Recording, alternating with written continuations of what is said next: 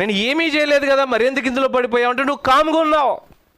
శోధనలో కామ్గా ఉన్నావంటే ఖచ్చితంగా నువ్వు పడిపోతావు అంతే.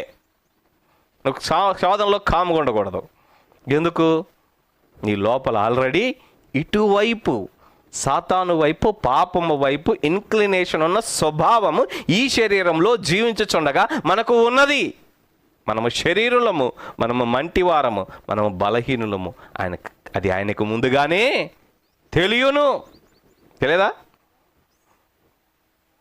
కాబట్టి మనం ఏమి చేయాలి అని అంటే,